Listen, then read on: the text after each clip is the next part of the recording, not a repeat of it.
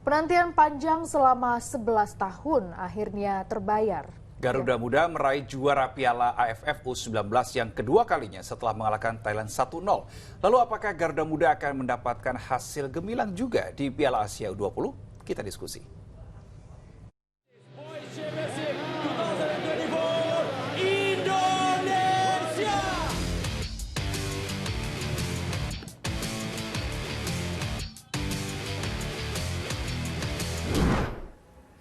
Akhirnya Indonesia menjadi juara Piala AFF U19 yang kedua kalinya. Nah, terakhir Indonesia bisa mengangkat piala pada tahun 2013 lalu.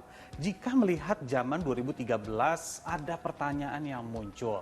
Kemana para pemainnya saat ini? Dan kenapa di level senior tidak semanis level junior? Kita diskusi.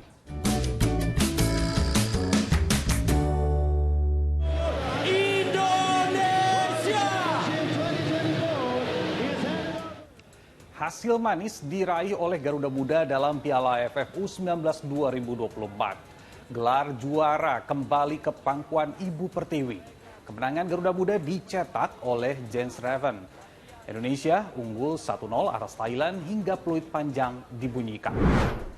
11 tahun menunggu gelar ini. Namanya piala pasti dirindukan seluruh pecinta sepak bola tanah air. Nih, salah satu euforia kemenangan Garuda Muda di Piala AFF U19.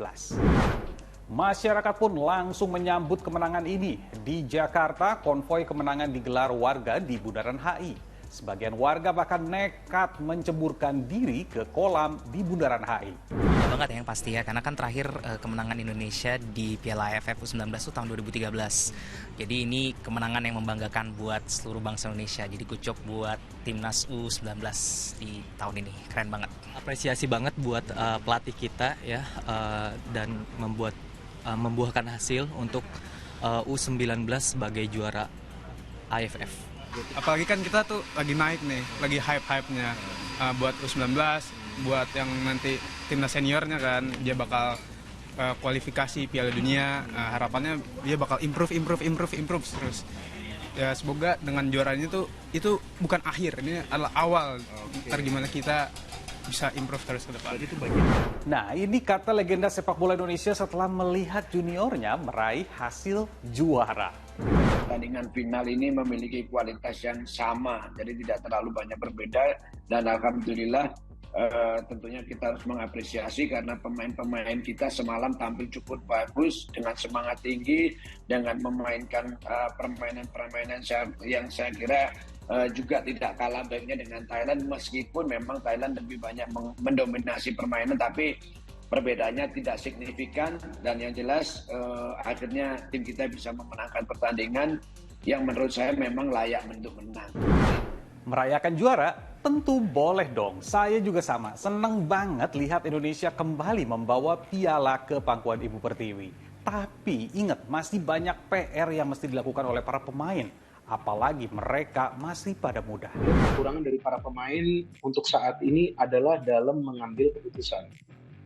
Jadi sering ada keraguan di antara para pemain antara memberikan passing atau melepaskan shooting atau juga menguasai bola lebih lama.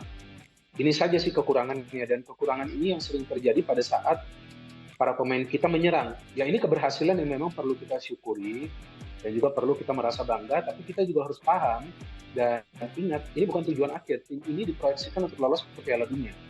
Artinya para pemain masih harus terus belajar, masih harus terus bekerja keras agar bisa mencapai target mereka untuk lolos ke Piala Dunia U20 melalui jalur kualifikasi, karena sudah lama kita tidak tampil di Piala Dunia U20. Jangan euforia berlebihan.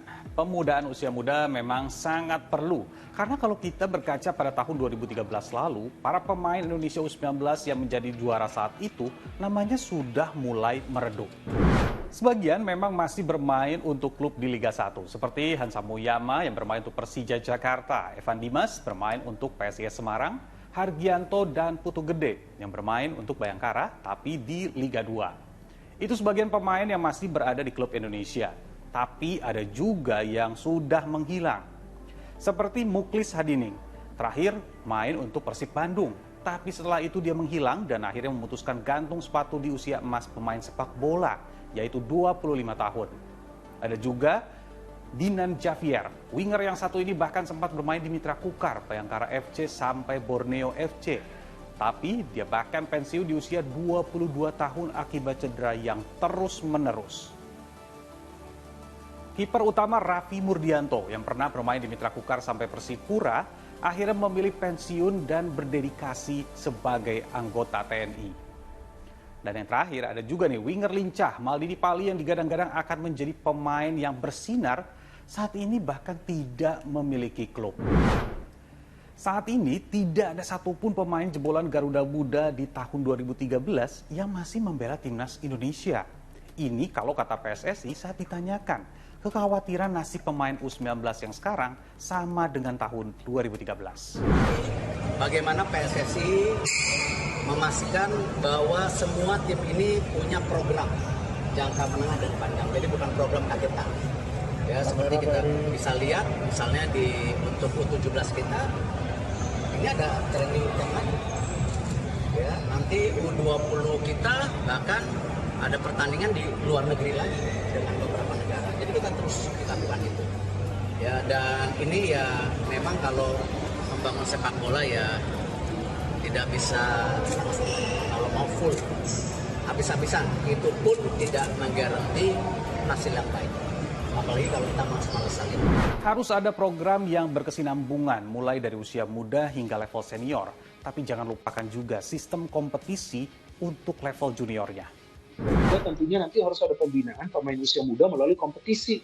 Untuk pemain usia muda di dalam negeri itu pun harus ada dengan sistem full competition. Jadi jangan lagi pakai sistem turnamen.